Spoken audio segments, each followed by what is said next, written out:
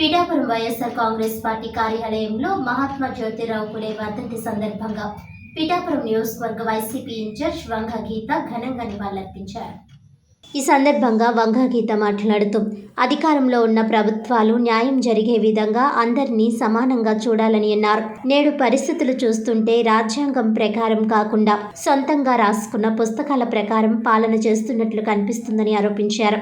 Social మీడియాతో సంబంధం లేని వ్యక్తిపై కూడా కేసులు కట్టేయడం ఆశ్చర్యాన్ని కలిగిస్తుందని, గతంలో వచ్చిన పోస్టింగులను సాకుగా చూపించి ప్రశ్నిస్తున్న వారిని అణగద్రొక్కే విధంగా కూటమి ప్రభుత్వం కక్ష సాధింపుతో కేసులు పెడుతుందన్నారు. వైసీపీ నాయకులను, కార్యకర్తలను టార్గెట్ చేసి వారి భవిష్యత్తును నాశనం చేసే విధంగా పక్క జిల్లాల్లో కేసులు నమోదు చేయడం చాలా బాధాకరమని అన్నారు. స్వచ్ఛమైన ప్రభుత్వం అయితే అందరినీ సమానంగా చూసి తప్పు చేసేవారు ఎవరైనా శిక్షించే ప్రభుత్వమే జ్యోతిరావు పులే చెప్పిన నిజమైన ప్రభుత్వం అవుతుందని అన్నారు. ఈ కార్యక్రమంలో వైసీపీ నాయకులు, కార్యకర్తలు తదితరులు పాల్గొన్నారు.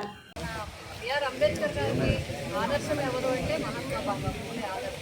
ఆయన ఈరోజు బాబా జ్యోతిరావు పూలే వర్ధంతి సందర్భంగా నివాళులు అర్పించుకోవడం జరిగింది. రాష్ట్ర వ్యాప్తంగా బాబా పూలేకి నివాళులు అర్పించాలి.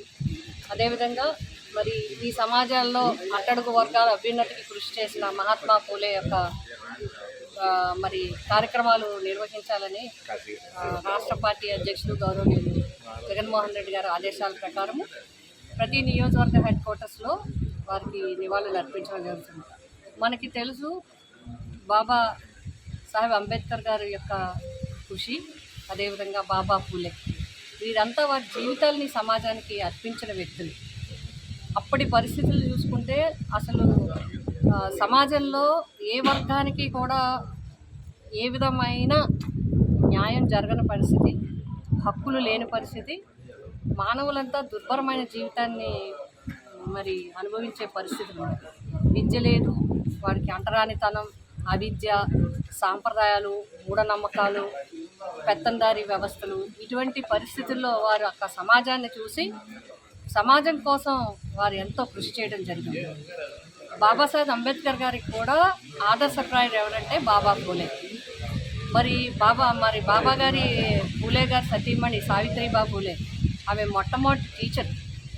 చెప్పాలంటే ఇండియాలో ఒక మహిళా టీచర్గా మొట్టమొదటిగా అర్ధరాత్రి లాంతర్లు పట్టుకుని వెళ్ళి ఇంటింటికి వెళ్ళి మహిళలకి విద్య ఆవశ్యకతను వివరించి చదువు చెప్పిన, అక్షరాలు నేర్పిన వ్యక్తి.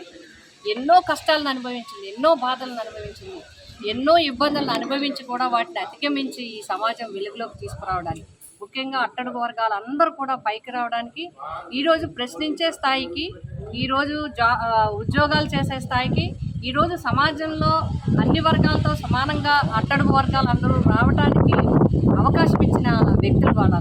కాబట్టి వైఎస్ఆర్సీపీ పార్టీ పిఠాపురం నియోజకవర్గం అందరి తరఫున చైర్మన్లు, వైస్ చైర్మన్లు, అదేవిధంగా వైఎస్ఆర్సీపీ నాయకులు, పెద్దలు అందరూ కూడా ప్రతి ఒక్కరూ శ్రద్ధగా ఈరోజు వచ్చి వారికి నివాళులు అర్పించడం జరిగింది. మా అందరి తరఫున బాబా పూలేకి ఘనమైన నివాళులు అర్పిస్తున్నాం.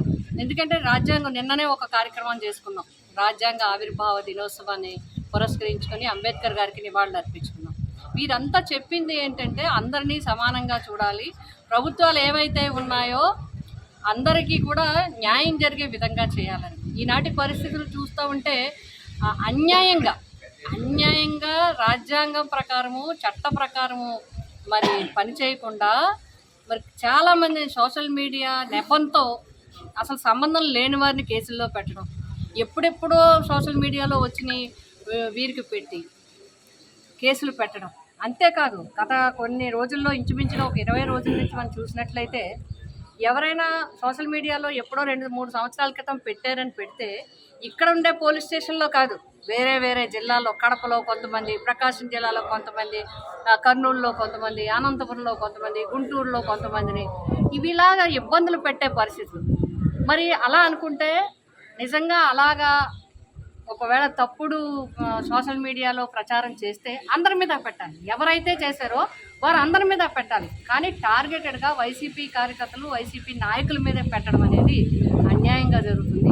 ఈ సందర్భంగా బాబా పూలే గారికి నివాళులు అర్పిస్తూ ఆయన ఏదైతే అన్నారు ప్రభుత్వం ఏదైతే అది నిజమైన ప్రభుత్వం ఎవరంటే అందరినీ సమానంగా చూసే ప్రభుత్వం. తప్పు చేసేవారు ఎవరైనా సరే శిక్షించే ప్రభుత్వమే నిజమైన ప్రభుత్వం అని చెప్పారు. ఆ విధంగా ఈ ప్రభుత్వం కూడా తప్పుడు ప్రచారం చేసిన వాళ్ళు ఏ పార్టీ వాళ్ళైనా సరే మీరు చర్యలు తీసుకుంటే అది నిజమైన పరిపాలన అవుతుంది.